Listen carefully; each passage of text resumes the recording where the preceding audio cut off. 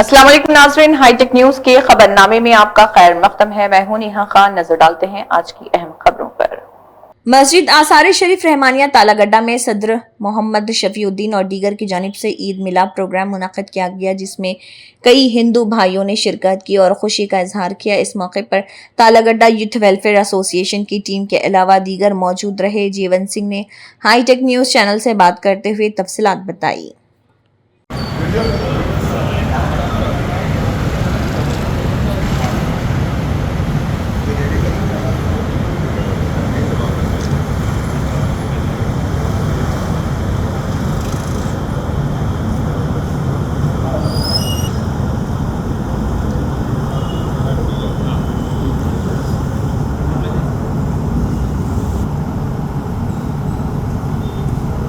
आज जो है मस्जिद रहमानिया आसार शरीफ रहमानिया के अंदर जो है ईद मिलाद प्रोग्राम रखे हैं। इसका मकसद जो है दूसरी कौमों के साथ मिलजुल के रखना और जो है पीसफुल रहना, एक मस्जिद से एक बहुत ही अच्छा पैगाम जाना, इसका ये मकसद था। जिसमें सदर साहब जो है शफ़ी साहब मुख्तलिफ बाज़ू के जो मंदिर है वहाँ के ज़िम्मेदार भी आए, उनके ट्रस्टीज़ भी आए और एक बहुत ही अच्छा जो है वो मैसेज गया। और हम ये चाह रहे हैं कि ऐसा मैसेज जो है हैदराबाद ही नहीं बल्कि पूरे तेलंगाना में जाए और यहाँ से जो है एक यूनिटी की, एकता का एक जो है मिसाल कायम हो जाए। और इसको जो है बल्कि न सिर्फ तेलंगाना बल्कि वो इंडिया के तौर पे। और अगर इस मौके पे मैं आपको हम एक स्लोगन देना चाह रहे हैं कि आजकल तो इल्म तालीम बहुत ज़्यादा हो गई लेकिन मॉरलिटी और अखलाक कम हो गया। तो हम ये कह रहे हैं कि moralise India, unite India, to rise India. तो ये हमारा श्लोक है। इसके साथ हम चाहते हैं कि सारे बच्चे, सब लोग जुड़ जाए और इंडिया को जो है राइज करने के अंदर जो है हम अपना रोल अदा करें। विजिटर जो है वो ऑलमोस्ट 100 के करीब आए थे। पुलिस डिपार्टमेंट से उनके टीम आए थे, एसएचओ साहब आए थे और दूसरे भी उनके लोग आए थे और यहाँ पे लोकल मंदिर के जो है सारे ट्रस्टीज़ आए थे और बहुत ही अच्छा फीडबैक देखे गए कि एक साहब तो बोले कि मैं 45 ईयर्स के बाद मस्जिद के अंदर आया हूँ।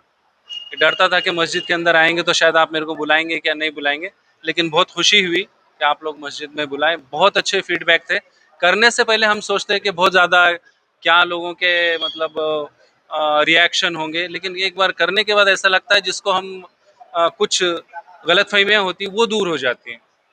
इसलिए जो है ना हम ये कह रहे हैं कि लेट्स इनिशिएट, लेट्स डिस्कस, बातचीत कीजिए आप और शुरुआत कीजिए। जब तक हम बातचीत नहीं करेंगे, डिस्कस नहीं करेंगे और सोशल मीडिया का जो एक हवा बनाया हुआ है उसके पीछे अगर जाएंगे तो बहुत ज़्यादा नुकसान होगा। हकीकत में ऐसा नहीं है जैसा सोशल मीडिया पे लोग बता रहे हैं। तो हकीकत की दुनिया में ये है कि हम अगर उनसे, अगर वो नहीं बढ़ा रहे तो हमारा काम है कि हम हाथ बढ़ाएं प्यार का। इसमें कोई अगर हाथ प्यार का, मोहब्बत का अगर कोई हाथ बढ़ा रहा है, आगे बढ़ रहा है, तो इसमें कोई आदमी छोटा नहीं है बल्कि वो बड़ा हो रहा है। तो ये हम प्रेम का माहौल इसको जो है पूरे हिंदुस्तान में फैलाना चाहते हैं। రంజాన్ పండగ తర్వాత ఈద్ మిలాద్ కార్యక్రమం ఏర్పాటు చేయడం జరిగింది. మజిద్ సదర్ యొక్క షఫీ గారి ఆధ్వర్యంలో ఈ యొక్క అమూల్యమైన సమయాన్ని కేటాయించి మీరందరూ వచ్చినందుకు మీకు మజిద్ కమిటీ తరఫు నుంచి ధన్యవాదాలు తెలియజేస్తున్నాను. ఈ కార్యక్రమం ఏ విధంగా అనిపించిందో ఒక 2 మాటలతో తెలియజేయాల్సిందిగా మిమ్మల్ని కోరడం జరుగుతుంది. आसार शरीफ मस्जिद कमेटी के जो बड़े लोग हैं, जो यहाँ के रिप्रेजेंटेटिव्स है, मैं उन सब लोगों को तहे दिल से शुक्रिया अदा करता हूँ, मुबारकबाद देता हूँ। क्योंकि आजकल जो माहौल है उस माहौल, ऐसा जहरीला माहौल में आज जो आप शुरखुरमा पिलाए, ऐसी मिठास का माहौल बनाने की जो कोशिश कर रहे आप लोग, यकीनन तारीफ काबिल है। क्योंकि आजकल अपन देख रहे हैं, आज हमारे बचपन में जहाँ पर मैं ठहरा हूँ ऐसी मस्जिद में मैं 10वीं क्लास तक पढ़ा और मस्जिद में मैं जुमा के दिन, मेरा स्कूल 1 बजे से रहता था, तो जुमा के दिन मस्जिद धोकर शतरंजी बिछा के जानिमाज बिछा के मैं स्कूल को जाता था। लेकिन आज का माहौल ऐसा है, मस्जिद के तरफ देखने के लिए भी दूसरे मजहब के लोग सोच रहे हैं।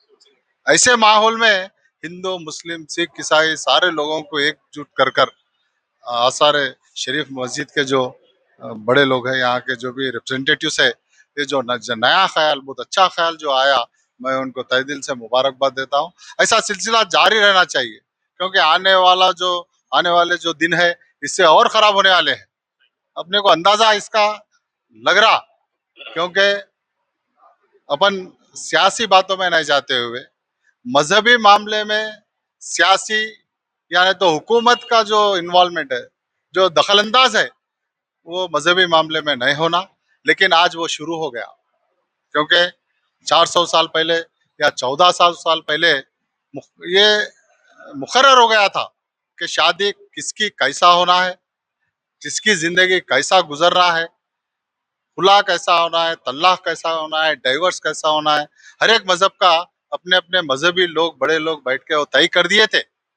ऐसे मामलों में हुकूमत का इन्वॉल्वमेंट होना, हुकूमत का दखलंदाज होना, ये अच्छे आसार नहीं रहते।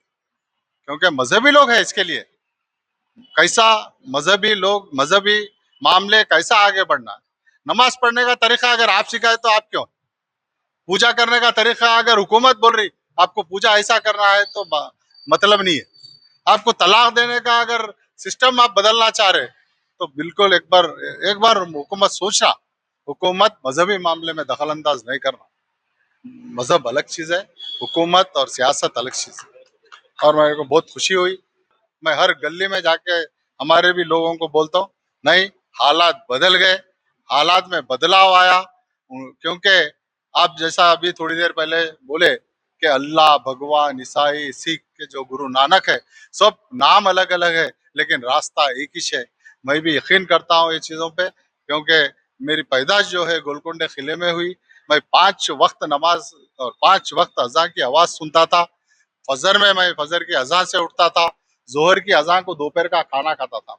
क्योंकि जब घड़ी नहीं थी, गरीबी हालत में रहते थे हम, इसलिए हमारे वालदा को हम देखते थे, जैसे ही असर की अज़ान की आवाज़ सुनते ही हमारे माँ हमारे को चाय ला के देते थे।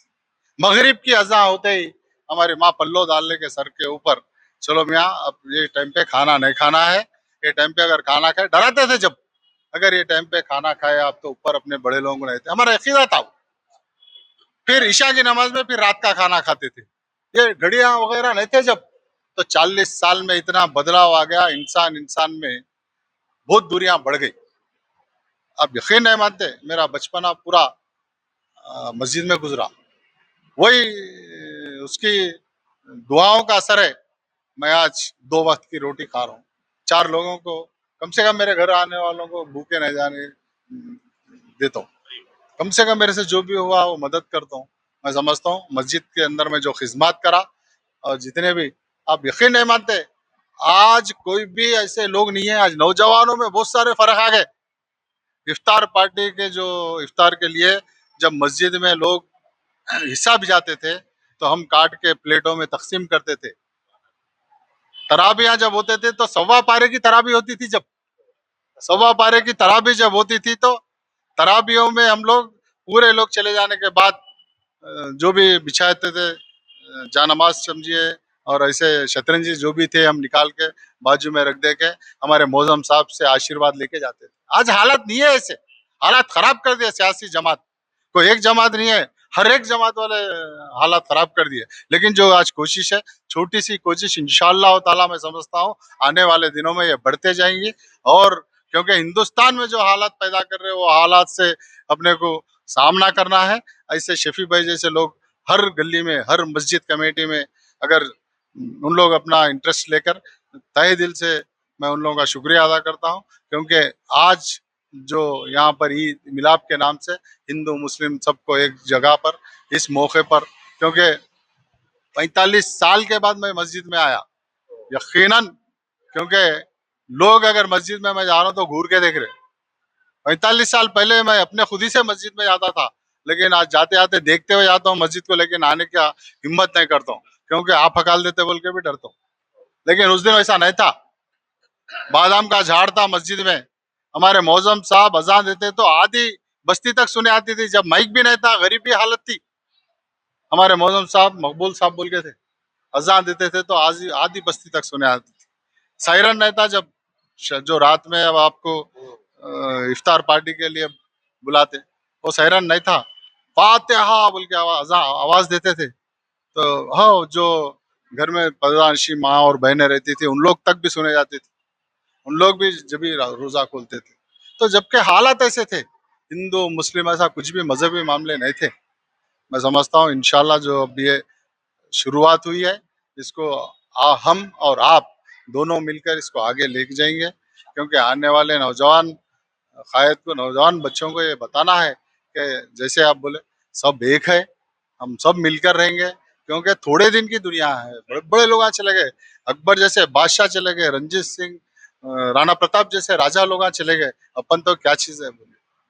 इसलिए मैं फिर एक बार तहे दिल से आपका शुक्रिया अदा करता हूँ, और जो मस्जिद कमेटी वाले हैं उन लोगों को सबको भी ऐसे ही इंशाल्लाह ताला आने वाले दिनों में इसको आप लोग रखिए इसी तरीके में आप, तो हमारा भी जो भी ताउन रहेगा। आप देखिए इससे पहले मस्जिद बन रही तो रोकते थे लोग, अगर ऐसा मिलके रहे तो हम खुद बोलते मस्जिद के, हमारे को बचपने में बोलते थे, हमारे को बचपने में लोग बोलते थे, हमारे जो पेश इमाम साहब थे, फैयाज साहब बोल के पेश इमाम साहब थे, उन्होंने बोलते थे अरे मियाँ मस्जिद को अगर एक ईंट लगाए तो एक जन्म का तुम्हारे को पुण्य मिलता, अगर मस्जिद को बना तामीर करने में रोक रहे तो हमारे को किताब पाप लगता। बोलो पहले के लोग बोलते थे मस्जिद से 1 इंच भी घर ऊंचा नहीं रहता था बाजू का, और हम मस्जिद के तामीर में हिस्सेदार थे। हमारे बाजू आज तो नामा लगा रहे मस्जिद के, लेकिन हमारे पास जो बड़ी मस्जिद थी, मेरे घर के पास बड़ी मस्जिद थी, बड़ी मस्जिद की जब तामीर हो रही थी तो मैं रेती छानता था उनके साथ जाकर पानी मारता था जब मस्जिद की तामीर हो रही थी। आज हालत बदल गए, 40 साल में ऐसा होता क्या सोचे भी नहीं। तो आने वाला जो जनरेशन है, आने वाली जो नस्ल है, उन लोगों में जहर नहीं मिठास फैलाएंगे इंशाल्लाह ताला। खुदा हाफिज।